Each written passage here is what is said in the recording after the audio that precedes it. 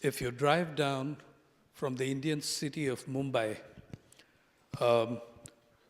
just about 200 kilometers to the nearby city of Pune, you'd be astonished by the number of hoardings that hit you announcing the arrival of giant luxury construction projects, proudly declaring themselves as gated communities and assuring the rich that their seclusion will not be interrupted by intrusions of the barbarian hordes of the poor. In Mumbai city itself, some of these projects already are afoot, and you have multi-storied buildings, sometimes 2-3 buildings in a complex of 30 floors, with a swimming pool on each and every floor. They're called balcony swimming pools, and some of the complexes have what you see up there. Okay, that's 75 swimming pools you're looking at in that, and that's only the front side of the complex. It hasn't yet come, mercifully, but the plans are on. All this is unfolding in a state called Maharashtra, which 3 months ago was experiencing its greatest drought in 7 decades, and a state which has in the last 20 years officially recorded more than 63,000 farmers' suicides. Most of those farmers heavily indebted and in penury. That's how they died. Yeah.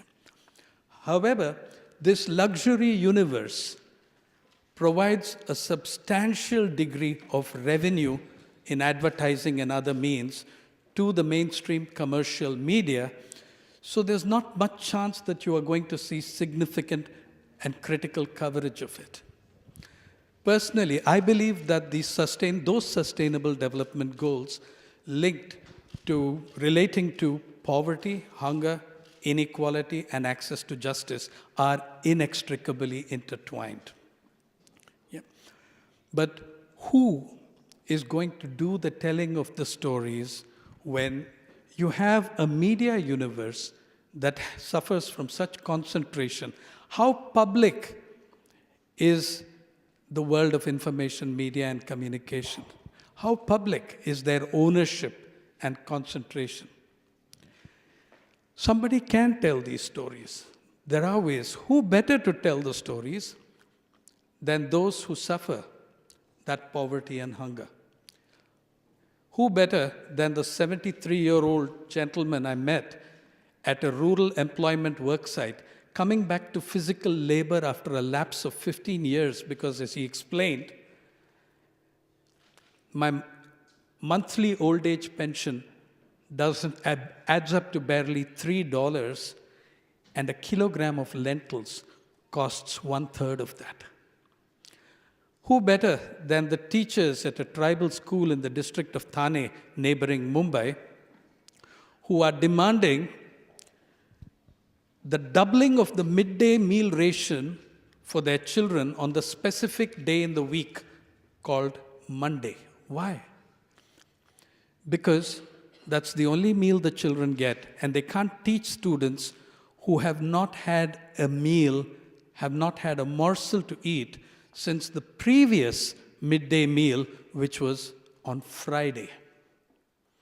Who better to tell those stories than the mothers of Telangana, who I saw in hundreds, demanding the reopening of schools out of schedule at the height of a blistering heat wave, claiming dozens of lives, because they felt that if the schools were reopened, their children would get at least that one meal, the midday meal.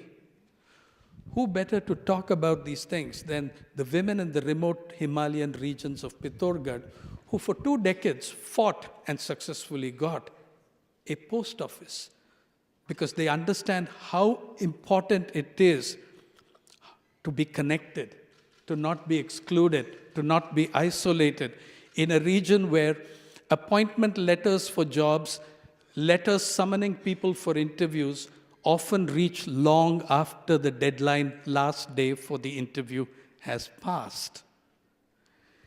And yet, changing all this needs not just breakthroughs in technology and applications of that.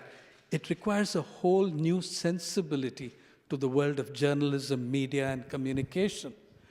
Take, for example, in the past 2 years, the Indian government has announced, and is very proud of it, that it has opened more than 170 million bank accounts in the names of the poorest citizens of the country, except that most of those poorest citizens don't know anything about it. They don't know that accounts exist in their names. B, most of those accounts are what the banks politely call zero balance accounts. There's no money in them. And to get around this, the banks have been surreptitiously depositing 1 rupee in many of these accounts so that they can be declared live accounts. Okay.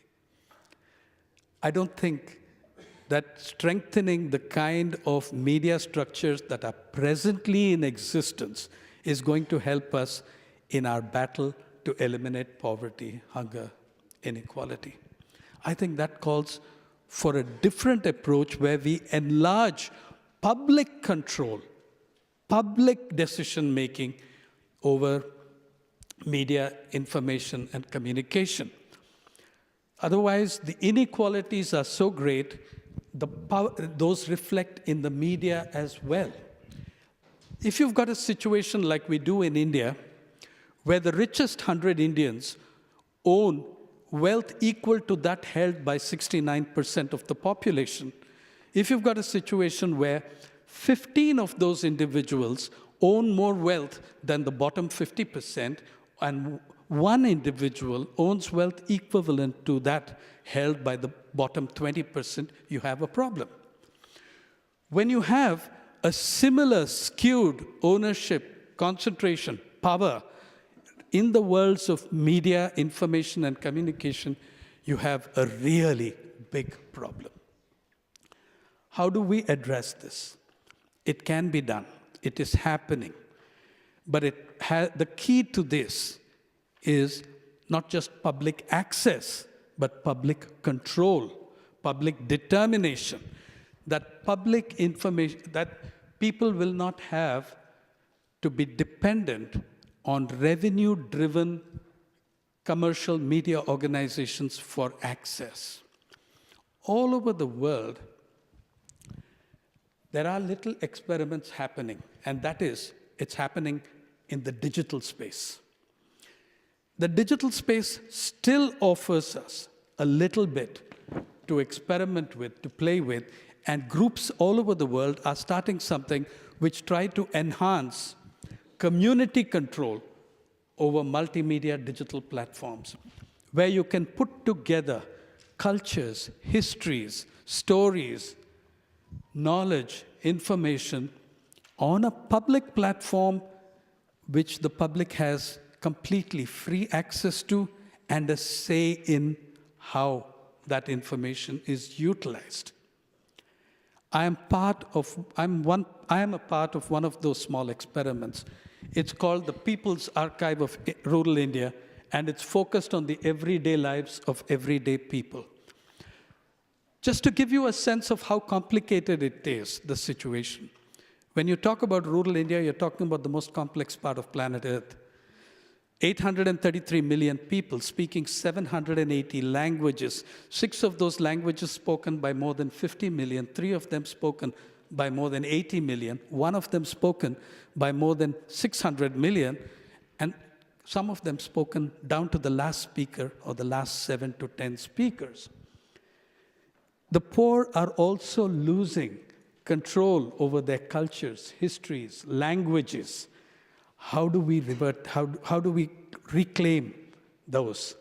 I think it means a reclaiming of the media commons, a reclaiming of the information commons.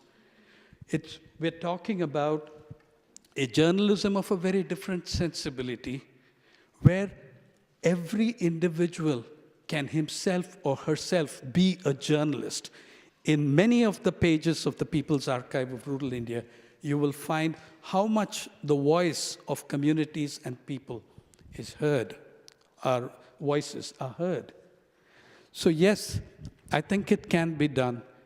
It's about technology, but it's also about changing the entire sensibility of information communication and journalism. It's about reclaiming the media commons. Thank you.